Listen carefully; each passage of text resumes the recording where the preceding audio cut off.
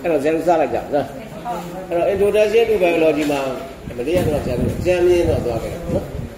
ပြန်ပြီးတော့သွားလိုက် things of biology မှာဇန်တို့က biology ကိုဇန်တို့စုမြင်ပုံလုံးသက်ပြီးချက်၅ချက်နဲ့နော်နံပါတ်1က organization နေနဲ့ကြည့်တယ် information သတင်းချက်လက်တွေနဲ့ကြည့်တယ် energy ရဲ့ matter ဒါလည်းပဲဆရာတို့မလေးကပြောခဲ့ပြီတက်ရှိတွေရောတက်မဲ့တွေရော energy ရော matter ရောရှိနော်အဲ့ဒီပေါ်မှာအခြေခံပြီးတော့မှအဲ့တော့ biological ဒီခေါင်းစဉ်အောက်မှာရှိတဲ့အပင်တွေလိမ့်ဆန်တွေအားလုံးဒီ energy ရဲ့ matter ရှိနော်နောက်တစ်ခုကတော့ interaction ဆိုတာသူတို့ချင်းကြားထဲမှာကိုယ်တွင်း cell ချင်းတို့ဒီမဟုတ်အပြင်ပနဲ့ external environment နဲ့ internal environment နဲ့အဲ့ဒီချင်းကြားထဲမှာတစ်ကောင်နဲ့တစ်ကောင်ကြားထဲမှာပေါင်းဝင်ပြင်တဲ့ကြားထဲမှာ interaction တွေရှိတယ်နော်နောက်တစ်ခုကတော့ evolution ဒါဆင်ကဲပြောင်းလဲမှုဖြစ်စဉ်ဒီဆရာတို့ကအချိန်တိုအတွင်းမှာဖြစ်နိုင်တယ်လို့ရေရှည်မှာလည်းပဲ evolution သူကတန်းလိုက်အားလုံး evolution တိုင်းသွားတယ်နော်အဲ့ဒီအချက်၅ချက်နဲ့ organization information energy and matter interaction and evolution နော်အဲ့ဒီကောင်တွေဒီဆရာတို့ကဒီအကြောင်းတွေကိုဆရာတို့သိချင်အဖြစ်အားလုံးဒီသက်ရှိတွေကိုအားလုံးလွှမ်းခြုံပြီးတော့မှဆရာတို့လေ့လာလို့ရတယ်နော်အဲ့တော့ life on earth is simply amazing အဲ့တော့ amazing မတန်ဟောဆရာကောင်းတယ် diverse ဖြစ်တယ်တခုနဲ့တခုမတူဘူးနော်မတူကွဲပြားမှုတွေများတယ် resilience နော်ပြုလည်းပြင်လည်းပြောင်းလဲတယ်နောက်တစ်ခါ power မှုအင်အားတွေရှိတယ်ခွန်အားတွေရှိတယ်စွမ်းအင်တွေရှိတယ် intelligence နော်တခုနဲ့တခုကအသိဉာဏ်ပညာတွေရှိတယ်နော်ဘယ်လိုပဲဖြစ်ဖြစ် intelligence ဆိုတာအများကြီးကျေပြတ်နော် mystify အမတန်အောင်စရာကောင်းတယ်နော်အဲ့တော့ဆရာတို့ကဒီဟာကို biology ကိုလေ့လာတဲ့အခါကျတော့အဲ့ဒီ major theme 5ခုပေါ်မူတည်ပြီးတော့မှဆရာတို့ခွဲလိုက်အဲ့တော့ theme 1 ဒီ new properties emerge at successive level at biological organization မှာတစ်ဆင့်ချင်းမှာသူတို့ရဲ့စွမ်းအင်တွေဒီနေရာပြင်သူတို့ရဲ့ဘယ်လိုပြောမလဲ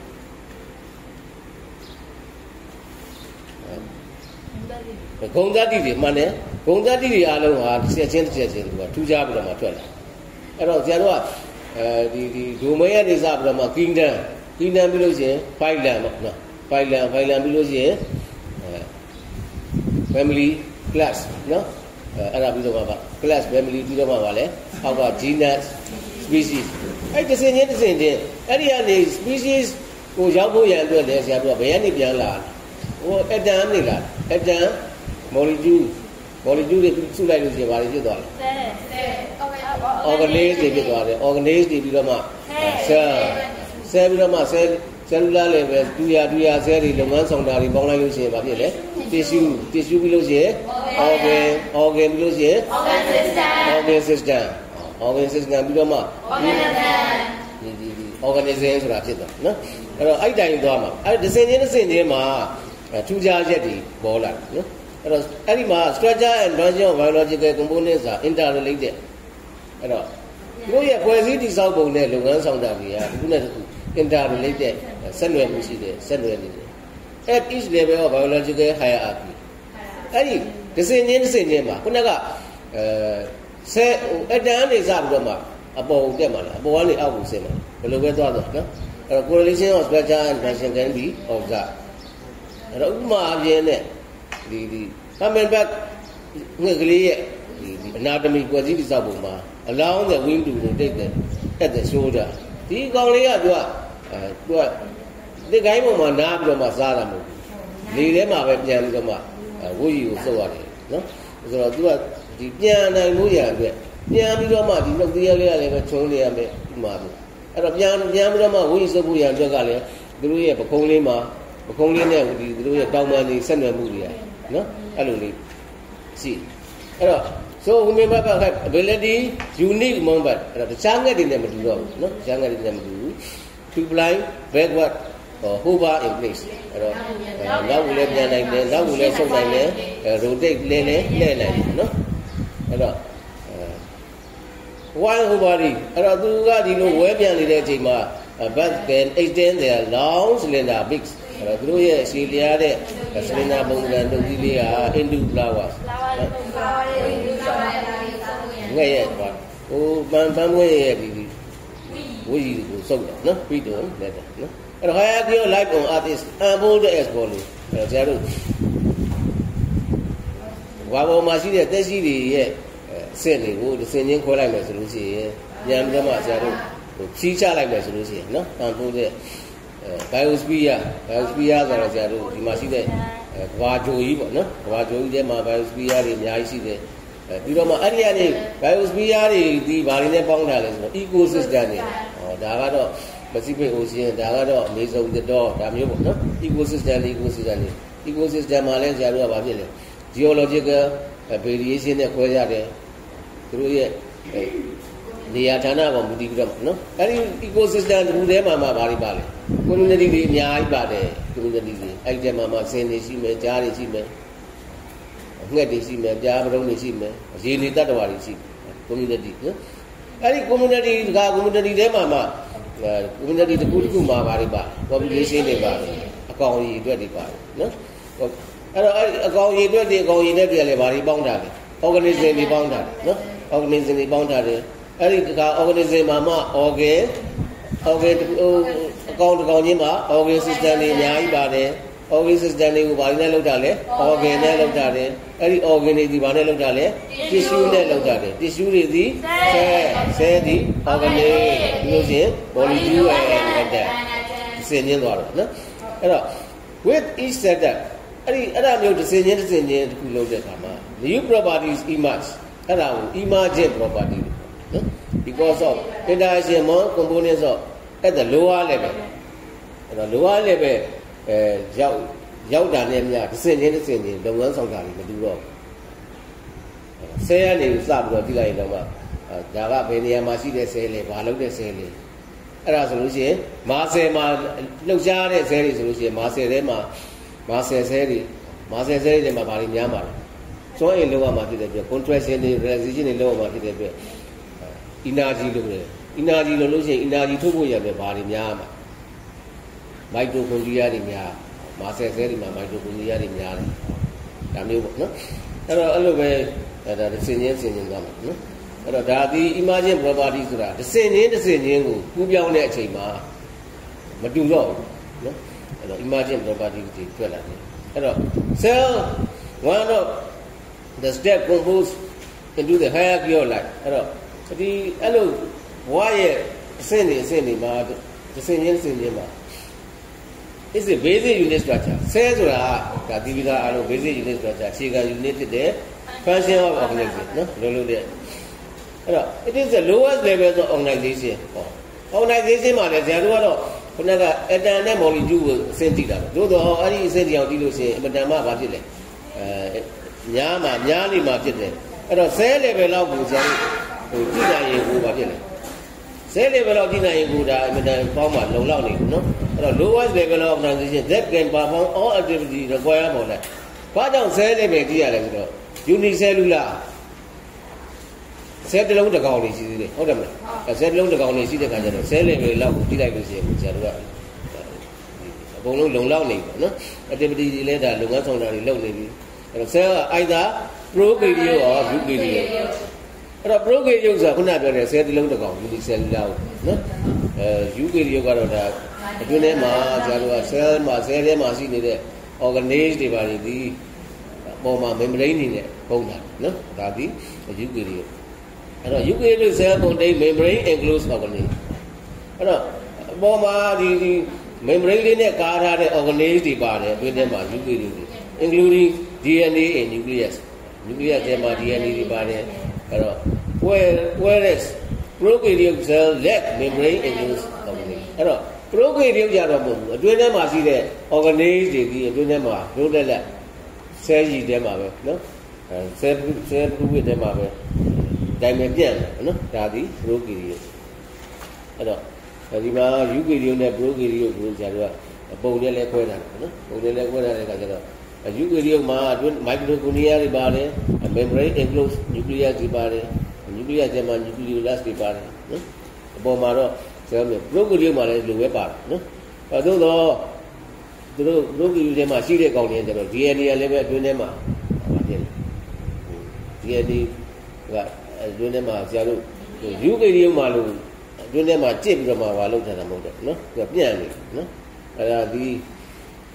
prokaryote နဲ့ယူကရိယပတ်ထားတယ်နော် now theme 2ကတော့ဘာဖြစ်လဲ life process involve the expression and transmission of genetic information အဲ့တော့ဒီသက်ရှိတွေရဲ့ကြောင်းလဲမှုဖြစ်စဉ်တွေလုပ်ငန်းဆောင်တာလုပ်တဲ့ process တွေဒီဘယ်ဟာတွေကနေပါဝင်လုပ်ဆောင်လဲဆို genetic information ဆိုတာမျိုးရိုးဗီဇသတင်းချက်လက်တွေကနေပြီးတော့မှတစ်ခုနဲ့တစ်ခု expression ပေါ်ပြတယ် transmission ကူးပြောင်းတယ်နော်အဲ့ဒီအချက်တွေပေါ်မူတည်သွားတယ်အဲ့တော့ genetic information is enclosed in the nucleotide sequence of DNA အဲ့တော့ genetic information က prokaryote မှာလည်းရှိတယ် eukaryote မှာလည်းရှိတယ်သူကဘယ်မှာရှိလဲ DNA မှာလည်းပဲဆရာတို့က DNA တွေဒီဘာနဲ့လောက်တာလဲ nucleotide sequence တွေ nucleotide sequence တွေနဲ့လောက်တာနော်အဲ့ဒီမှာအဲ့တော့ DNA transmit heritable information from parent to offspring အဲ့တော့ DNA ဒီဘာတွေကိုtransmit ကူးပြောင်းတည်ဆောင်တယ်ဆိုလို့ရှိရင် heritable information ဆိုတာမိဘဇေယျနေသာသမီစီကိုရှေ့မှာရှိတဲ့ဆဲကနေနောက်ထပ်ပြစ်မဲ့ဆဲကိုကူးပြောင်းတဲ့ဖြစ်စဉ်တွေဒီ heritable information နော်ဒီမှာတော့ parents to offspring အဲ့တော့ DNA sequences အဲ့ဒီ DNA sequence တွေဝယ်ဆရာတို့ကဒီအပြင် gene လို့ခေါ်နော် cause gene it is instruction to make a cell protein production အဲ့တော့ DNA တွေလောက်တာဆရာတို့ဖန်နှစ်မှာလည်း DNA တွေဘာကြောင့်မလုပ်ရလဲနောက်ဆုံးမှာဘာနဲ့ဆုံးကြလဲ protein တွေထုတ်တာနော် protein တွေထုတ် DNA ပြီးတော့ RNA messenger RNA နေဘာကိုပြောင်းလဲ transfer RNA အဲ့ဒီကနေ ribosomal RNA ရောက်လို့ရှိရင်ဆရာတို့ကဘာတွေလုပ်မလဲကိုဒိုနေအဒီကိုဒိုနေပေါင်းလိုက်တဲ့အခါကျတော့ဘာဖြစ်လဲ protein formation protein တွေဆိုတာတကယ်တမ်းကျတော့ဒါဟိုတုန်းကဆရာတို့သင်ခဲ့ပြီ protein တွေက biologic catalyst ဆရာတို့ခန္ဓာကိုယ်တွင်းမှာဓာတ်ပြုမှုလုပ်ငန်းတွေလုပ်ဖို့ရပြ metabolism တွေလုပ်ဖို့ရပြဘာတွေလုပ်လဲ protein တွေကနေဓာတ်ကုပစ္စည်းတွေနဲ့ biologic catalyst အဲ့ဒီမှာဒါအကုန်လုံးခန္ဓာကိုယ်မှာရှိတဲ့ဆရာတို့ reaction တွေ metabolism တွေအားလုံးဒီDNA ကနေစပြီးတော့ protein အဲ့ဒီကနေအလုံးလုံးနော်အဲ့တော့ဒီဟာဒီ genetic မှာ genetic ရဲ့ရေးကြည့်တဲ့အဲ့တော့ that is instruction to make the cells protein production အဲ့တော့ cell ရဲ့ protein production လုပ်ဖို့ရတယ် by being transferred into messenger RNA နော်အဲ့တော့ DNA ကနေဒီမှာဆရာတို့ကဒီ transfer လုပ်တဲ့အခါကျတော့ messenger RNA အဲ့ဒီကနေ translation နော် translate into a specific protein နော်အဲ့တော့ these processes are called gene expression အဲ့ဒီ DNA တွေဘလို့ဘယ်နေရာမှာတော့ ATCG ပေါ့နော် ATCG တွေကဘလို့ဖွဲ့စည်းထားတယ်ဆိုတာအဲ့ဒီပေါ်ပြချက်တွေဒီဘာလို့ခေါ်လဲ gene expression အဲ့တော့ gene expression can also produce some RNA အဲ့တော့ဒီကနေ့အကောင်တွေအားလုံးက DNA နဲ့ကြလောက်တာမဟုတ်တချို့ကောင်တွေက DNA မပါဘဲနဲ့ RNA နဲ့လောက်တာတဲ့ကောင်တွေရှိတယ်တချို့ကောင်တွေက RNA ပြောင်းပြန်လောက်တာတဲ့ကောင်တွေရှိတယ် reverse RNA နော်အဲ့တော့ဒီ HIV တို့ဘာလို့ဆိုလို့ရှိရင် reverse RNA နဲ့လောက်တာတချို့ဒီ virus တွေက RNA နဲ့ပဲ RNA virus နော် RNA နဲ့ပဲလောက်တာဆိုလိုတာတော့ဒီမှာကျတော့အကြမ်းများဖြင့် organism တွေတော်တော်များများက DNA နဲ့လောက်တာဖြစ်မယ်လို့ DNA တူတဲ့နဲ့မဟုတ်တော့ဘူး RNA တွေနဲ့လောက်တာလည်းရှိတယ်နော်အဲ့တော့ gene expression can also produce some RNA that are not translated into protein but some other important function နော်အဲ့တော့ဒီမှာဆရာတို့ကပုံလေးမှာပြထားလဲဆိုတော့ဆရာတို့ကဒီမှာဒီဘက်က Excel ဆိုတာဘယ်ရလာလဲအမေစီရလာတဲ့ Excel အမေစီရလာတဲ့ Excel ဆိုတဲ့အတွက်သူထဲမှာအမေစီရလာတဲ့ G တစ်ဝက်ပါဟုတ်တယ်အဲ့တော့လူမှာခရိုမိုဆိုး46ခုရှိတယ်အဲ့46ခုက X ထဲမှာ23ဝက်ပါဒီဘက်က span လေးရတဲ့ X တိုင်းပဲမေစီရဘယ်လောက်လဲ23အဲ့နှစ်ခုပေါင်းလိုက်တော့မှ23ကြီးပေါင်းတော့46ပဲဆိုတော့ဒီမှာပေါင်းလိုက်တဲ့အခါကျတော့ဖြစ်တယ် fertilize egg ဆိုတာ fertilize egg ဆိုတာဒီအောင်သားပြီးသားဒီ Excel နဲ့ span နဲ့ပေါင်းလိုက်လို့ရှိရင် fertilize egg ဖြစ်သွားဒါကပထမဆုံးစဖြစ်တဲ့ဆဲတစ်လုံးပဲလူသက်ရှိတယောက်မှာလူရဲလို့စဖြစ်လို့ဒီဆဲတစ်လုံးနဲ့ပဲစအဲ့ဆဲတစ်လုံးဒီ Excel က chromosome 23 span ဆဲက chromosome 23အဲ့ကြတော့မှဒီ Excel လေးက fertilize egg ဒီ46ဖြစ်နော်46ဖြစ်သွားပြီးတော့မှအဲ့ကျမှအမေစီယာ DNA တို့အဖေစီယာ DNA တို့ပါလာပြီးတော့မှတက်ရှိဆဲလေးတစ်လုံးဖြစ်သွားတယ်အဲ့ဒီလုံးကနေဓာယူပိုင်းမကြဆရာတို့အများကြီးပွားလိုက်တဲ့အခါကျတော့မဖြစ်လေ embryo cell တွေဖြစ်သွားပြီးတော့မှနောက်ဆုံးမှာဆရာတို့မေရဲ့ဒီကေ1 byte ထဲမှာမဖြစ်လေကလေးလေးဖြစ်လာနော်အဲ့တော့ embryo cell ဒီ with copies of inherited DNA အဲ့ဒီဟာလည်းပဲဒါဒီဆဲတစ်လုံးဖြစ်ပြီဆိုတာလည်းအကုန်လုံးအကျဉ်းမှာရှိတဲ့ပေါင်းစပ်တာပြီးသား DNA တွေဒီအကုန်လုံးကြောက်လို့လို့နော်ကြောက်လို့ပြီးတော့မှဘုံဆောင်ပထမဘက်မှာဘာတွေလုပ်တယ်လဲဒုတိယဘက်မှာတတိယဘက်မှာစတုတ္ထဘက်မှာနော်အဲဇာတို့ဒီခက်တဲ့ neck region တွေဆိုလို့ရှိရင်၄ဘက်မြောက်၄ဘက်လောက်ကနေပြီးတော့မှ6ဘက်လောက်ပြောင်းလို့ရှိရင်ဇာတို့မျက်နှာမှာရှိတဲ့ဘုဘချမ်းဒီဘက်ချမ်းတွေနော်လာပြီးတော့ဘိုးလုံးလို့ကိုယ်ပချမ်းဒီပချမ်းပေါက်ရတယ်၄ဘက်ကနေ6ဘက်ဒါက6ဘက်ကနေ10ဘက်12ဘက်လောက်ဆိုလို့ရှိရင်သူကဆရာတို့အားကောင်းလေးဆက်တဲ့နေရာဟိုအချိန်လောက်ရောက်နော်အဲ့တော့ဒီဘိုးဆောင်12ဘက်ဆိုတော့ဘယ်နှလား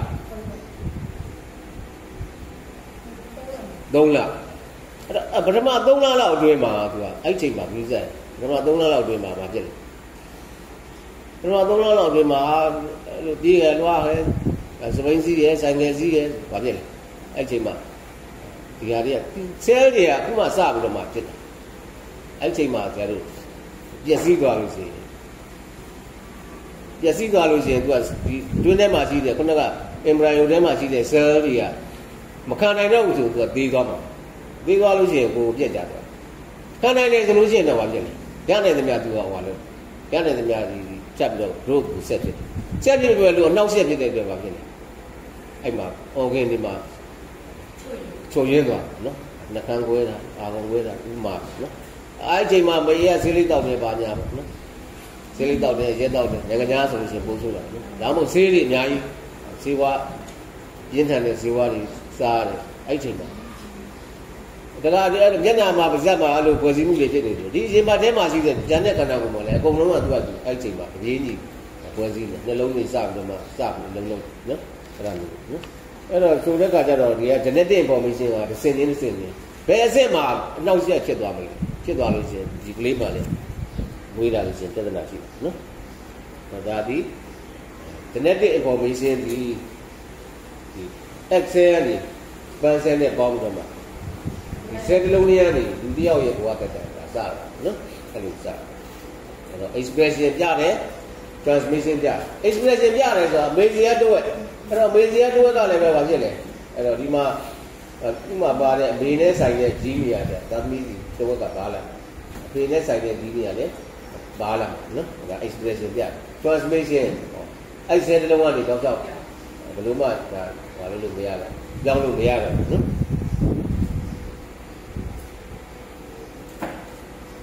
ဒါကြောင့်မလို့ဗာပြစ်လဲသာသမီဆိုတာ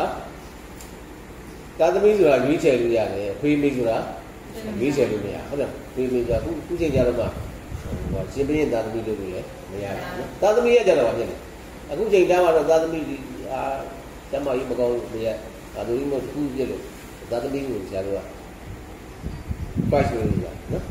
သာသမီက twice လို့ရတယ်ဒီက twice လို့နောက်တစ်ခါတော့ theme 3 ရပါတော့ life require the transfer and transformation of energy ရဲ့ဘက်ကဒါကတော့သက်ရှိတွေပြင်သက်မဲ့တွေတော့အကုန်လုံးကျုံးဝင်တယ် energy တဲ့ဘက်ကဒါလို့ဘယ်လို ဘယ်လို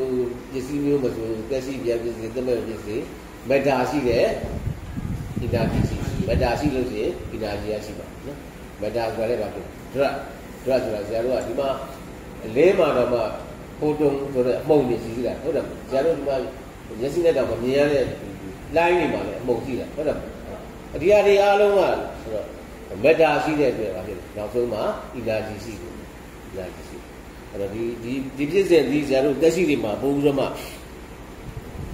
ပို့ထင်ရှားတာနော်အဲ့တော့ energy flows through the ecosystem ဒီမှာအဲ့ဒီ energy တွေဒီပြည့်စင်နေဆိုအဲ့တော့လူတွေစီရဲ့ထွက်တဲ့ energy ဒါအကုန်လုံးကဆရာတို့နေပေါ့ဒီမှာဟုတ်တယ်နေရနေပြီးတော့မှဘယ်ကိုစဉ်းစားလဲနေရနေပြီးတော့မှ light energy ဒီ photosynthesis ပြည့်စင်ရပါဖြစ်သွားတယ် chemical energy chemical energy ကနေပြီးတော့မှဆရာတို့ဖုတွေဖြစ်လာတယ်ပင်တွေထဲမှာအရွက်တွေထဲမှာအစားအသောက်ဆရာတို့ကာဗွန်ဟိုက်ဒရိတ်တွေဖြစ်သွားတယ်ပရိုတင်းတွေဖြစ်သွားတယ်အဲ့ဒီကနေပြီးတော့မှဆရာတို့ကအသီးရွက်စားတဲ့တတ္တဝါတွေကစားတယ်စားပြီးတော့မှအဲ့ဒီရတဲ့စင်ပါဖြစ်တယ်ဒီစင်ချင်း energy တွေကကြောင်းတော့နော်ဒါက energy flow ကလည်းပဲဆရာတို့စရတန်းမှာသင်ခဲ့တာဟုတ်တယ်အဲ့တော့ flow ကအားလုံးတော့မရဘူး 10% လောက်ပဲရတယ်10% လောက်ရပြီကျန်တာတွေကသူ့နေရာသူပြန်သွားတာရေကြီးတဲ့ရောက်သွား energy loss ပဲသို့တော့ loss ဖြစ်တယ်လို့ပြောတာကိုမရတာပဲရှိတာသူကလည်းသူကတော့ energy ရတာဖြစ်တယ်တောက်လျှောက်ကတမတ်တဲ့ပဲ energy ဟာပါတယ်အဲ့ဒါဘာလုံးလောက conservation ကျက်စီလို့လည်းမရဘူးဒီလိုလားဒီဟာ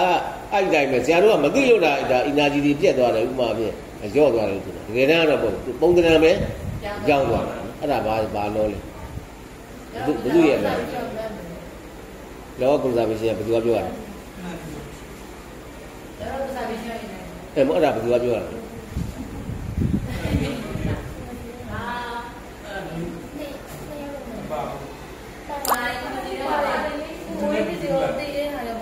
အဲ့တော့အဲ့ဒီအရာတွေအကုန်တော့တောက်လျှောက်ဆက်ဆက်တယ်နော်တောက်လျှောက်ဆက်နျူတန်ပြောတာလားမဟုတ်ဘူးသူကပြောတာ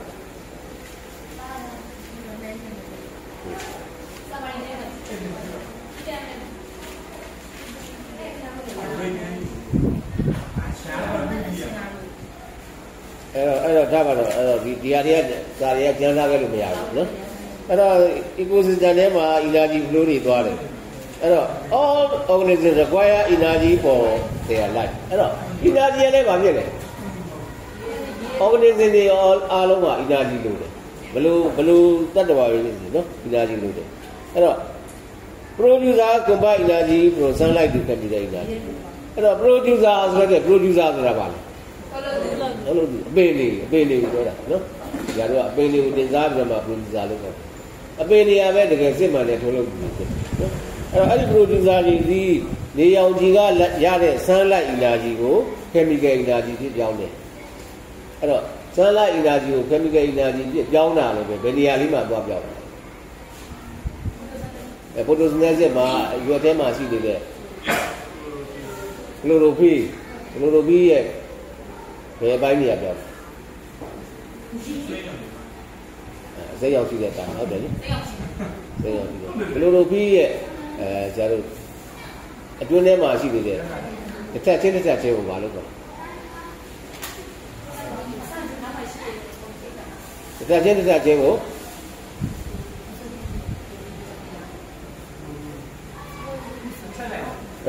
က်လိုက်ကြည့်ရ greener တက်လိုက်ကြည့်ရ greener တစ်ချက်ချင်းကတိုင်လာကွိုက်နော်တိုင်လာကွိုက် membrane လို့ greener လို့ membrane အဲ့ဒါမလားအဲ့ကောင်တွေအဲ့ဒီ membrane လေးတွေမှာရှိနေတဲ့ဆရာတို့ခုနပြောတဲ့ chlorophyll ပါတဲ့စိတ်ပိုင်းလေးတွေနော်အဲ့ဒီကောင်တွေကနေပြီးတော့ light energy ကို chemical energy ကိုပြောင်းတယ်အပြောင်းတော့ဒါရွက်ထဲမှာဒီဘက်ပိုင်းမှာပြောင်းတာဗာလဲပြောင်းလဲဘာဖြစ်စင်လဲအဲ့ဒါ light dependent ဒီဘက်ချမ်းမှာ light dependent အဲ့ဒီက chemical energy ဖြစ်ပြောင်းသွားပြီဆိုလို့ရှိရင်အဲ့ဒီ chemical energy ကဘာကိုဘယ်နေရာမှာသုံးမှာလဲအဲ့တော့ရွက်ထဲမှာရှိတဲ့ G2 H2O ဟိုက်ဒရိုဂျင်နဲ့အောက်ဆီဂျင်ဖြစ်ပြောင်းလိုက်မယ်နောက်ဒီရဲ့ဒီဘက်ကကဲဒီအဲရပါရကာဗွန်ဒိုင်အောက်ဆိုက်နော်အဲ့ဒီမှာဖြစ်စဉ်တွေပေါင်းလိုက်တဲ့အခါအဲ့ဒီပေါင်းစပ်ဖို့ရတဲ့အတွက်ကကျတော့ဗာဖြစ်လဲ chemical energy ရပြီဆိုလို့ရှိရင် light independent နော် light independent ကကြတော့အဲ့ဒါဘာ cycle carbon cycle ဟုတ်တယ်မလား carbon cycle အဲ့ဒီမှာဝါရီပြောင်းတော့နော်အဲ့ဒါစလက်တန်းထဲမှာပါဟုတ်တယ်မလားစလက်တန်းထဲမှာပါအဲ့ဒီကြတော့မှဘာဖြစ်လဲပြောပြီ glucose ခြေကအားဖြင့် glucose ဖြစ်တာနော်ကာဗွန်ဒိုင်အောက်ဆိုက်6လုံးရယ်ရေရတဲ့လုံးရေရ12လုံးရယ်နော်အဲ့ဒီမှာ glucose တစ်လုံးဖြစ်တာနော် C6H12 ကိုစစ်တယ်နော်အဲ့တော့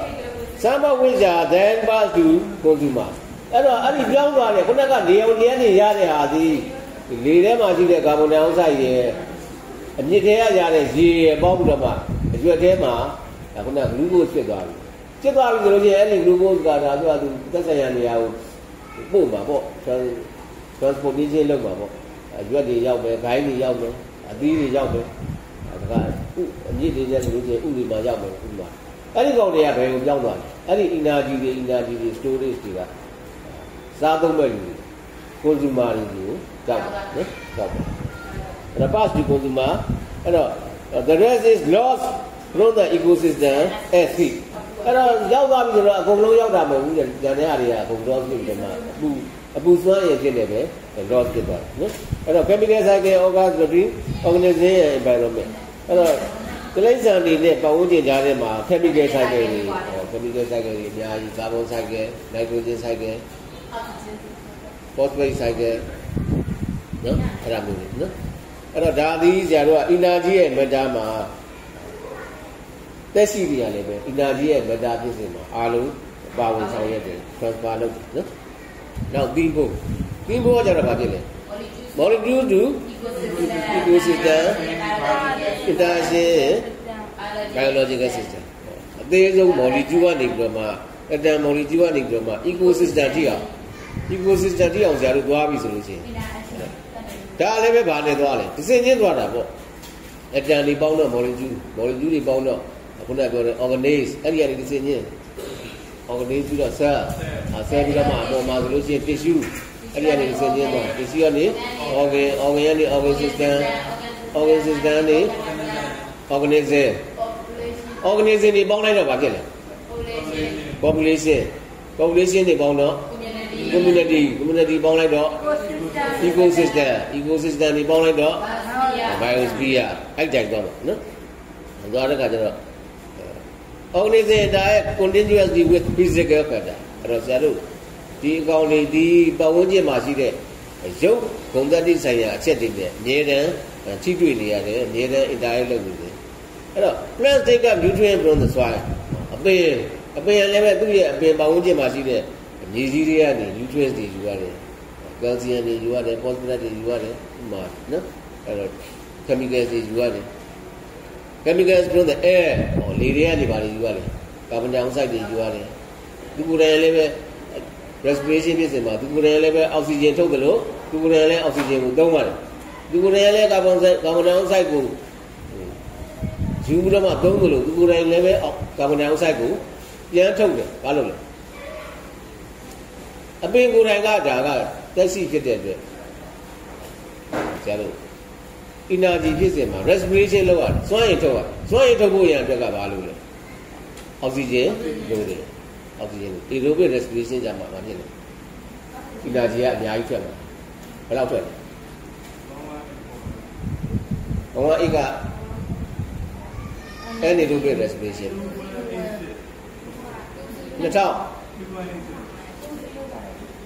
2830ဟုတ်တယ်မလား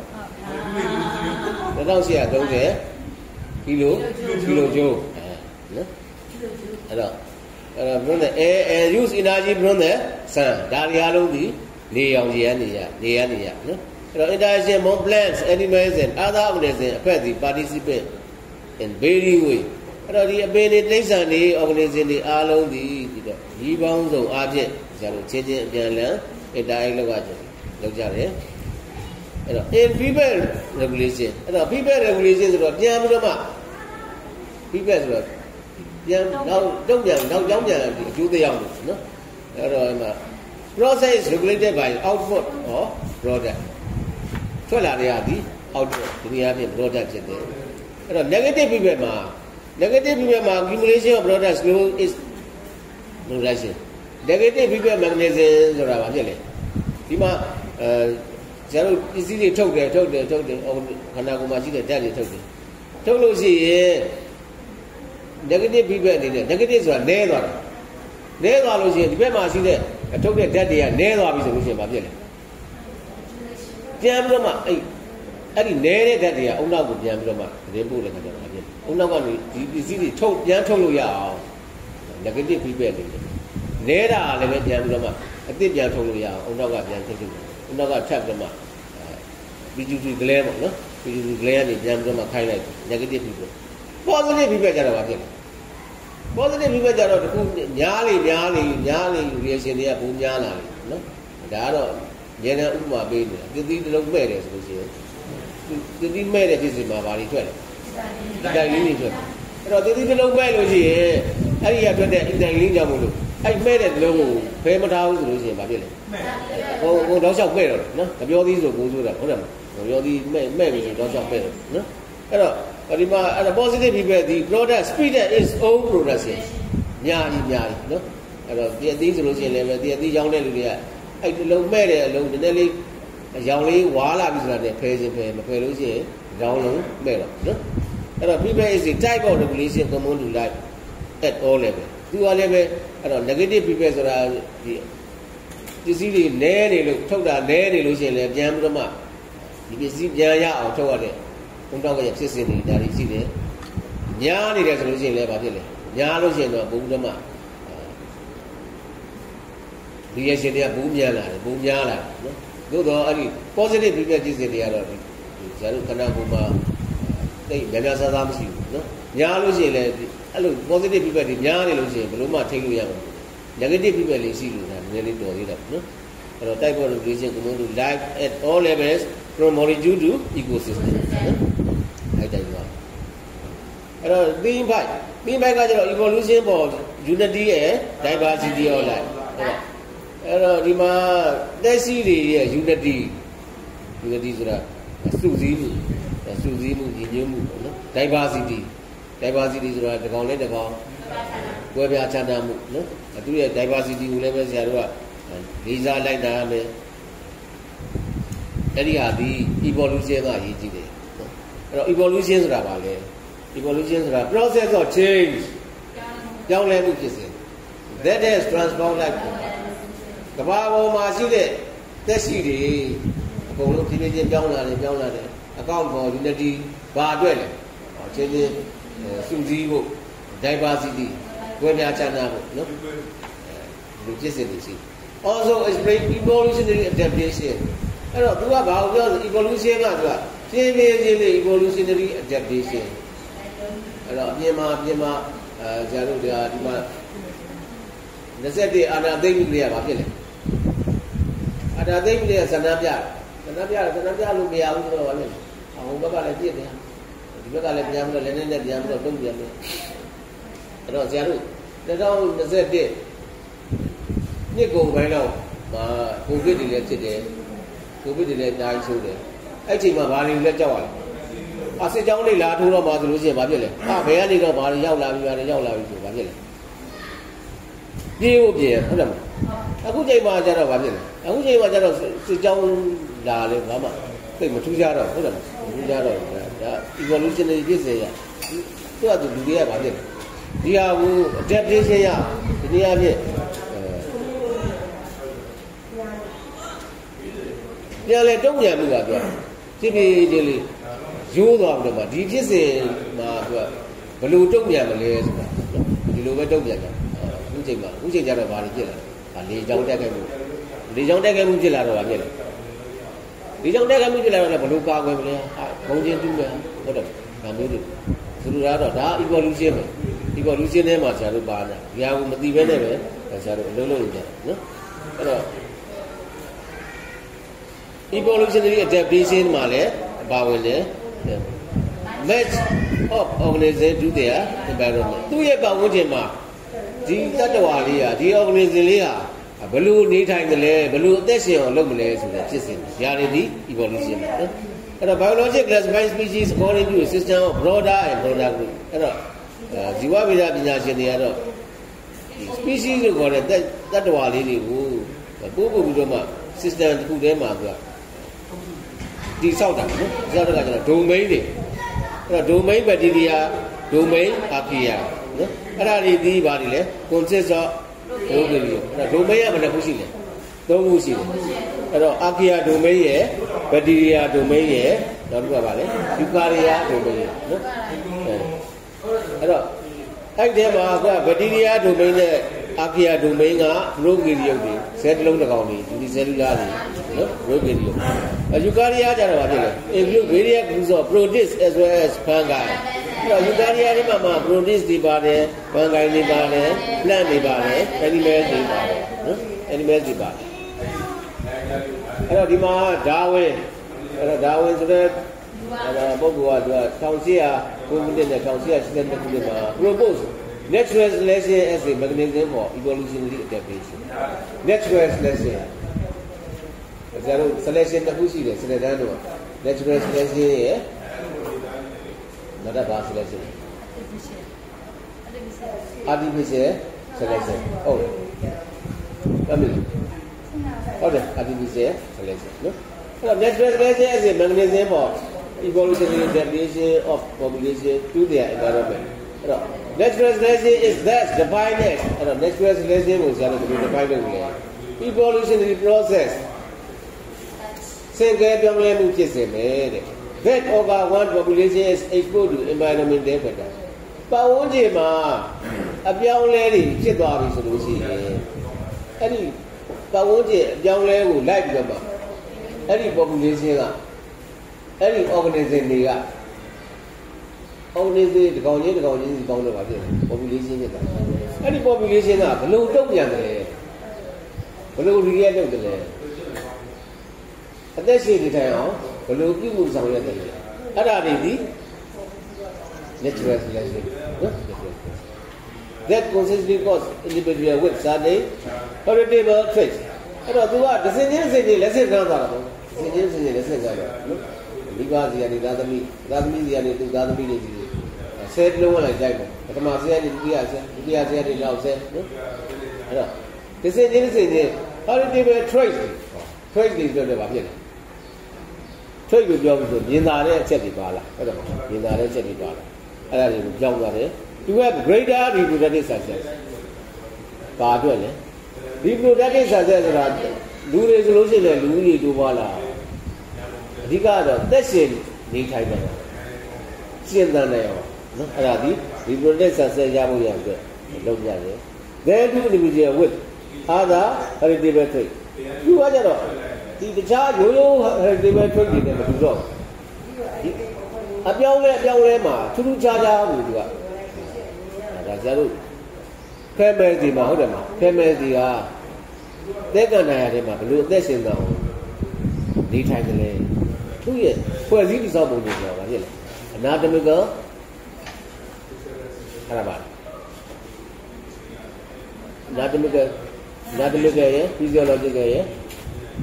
behavior ရဲ့ဟုတ်တယ်မလားအဲ့ဒါပါလေ variation အဲ့ anatomical ဆိုလို့ရှိရင်လည်းဗာဖြစ်လဲဒီ family ရဲ့ဖွဲ့စည်းတည်ဆောက်ပုံနဲ့ရိုးဆရာတို့ဒီမှာရှိတဲ့ကျွဲတွေတွားတွေရဲ့ဖွဲ့စည်းတည်ဆောက်ပုံမတူတော့ဟုတ်တယ်သူတို့ရဲ့ကိုမိုးကြီးထဲမှာအစီတွေအခုဒီဗာဖြစ်လဲရေတွေစုလို့ရအောင်သူတို့ရဲ့ခွာကြီးတွေလည်းဗာဖြစ်လဲခွာကြီးတွေကလည်းအမြင့်ကြီးတွေဒူးတွေမှာလည်းဗာဖြစ်လဲပက်ကြီးတွေဒီဒူးထောက်လို့ပြင်အပူဒဏ်ခံတယ်သက်ကန္တာပဲနော်တခါအသေးထဲမှာရှိနေတဲ့အမှုန်တွေမဝင်လို့ဝင်လို့ရှိရင်ခံတယ်အောင်မျက်လုံးကြီးတွေကလည်းမျက်လုံးမှာပြီးရက်ပေါ်ရက်တော်မွေးကြီးတွေအစီအကြီးနှာခေါင်းမှာလည်းတိုက်ဘူးနော်ဒါမျိုးဒါက anatomical evolution process နော်တခါဒီလို anatomical ယူပြီးတော့ physiological ဆိုလို့ရှိတယ်သူတို့ကရေမတောက်ဘဲနဲ့2ရက်3ရက်ရေမတောက်ဘဲနဲ့သက်ကန္တာရတယ်ပြီးသွားလို့ရတယ်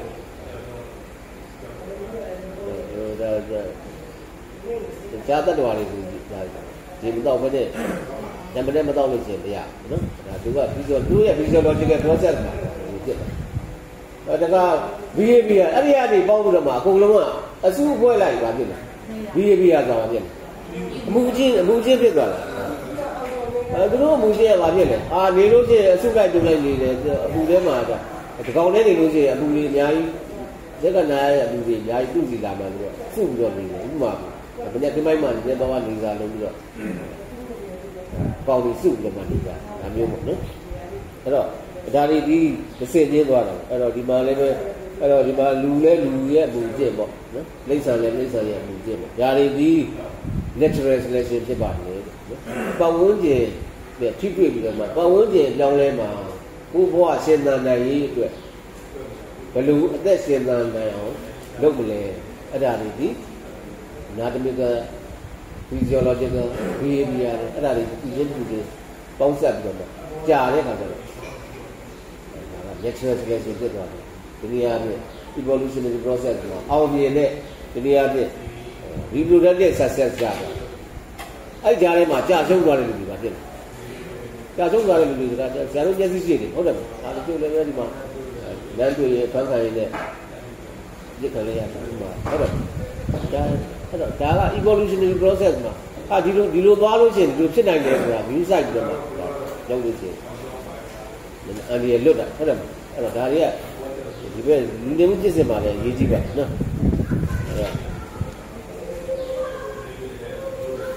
ဟုတ်ပါပြီအဲ့ဒီနေ့တော့လောက်ပဲအဲ့တော့ဒီငါးခုပေါ့နော်ဒီငါးခုပေါ့အဲ့တော့ပထမသီးဒီကျတော့ပြန်ထုတ်လိုက်တော့မယ်အဲ့တော့သီး1 the new properties emerge at successive level of biological organization အဲ့တော့ဒါကတစ်စင်ချင်းမှာ successive level မှာ new properties တွေထွက်လာတယ်သီး2က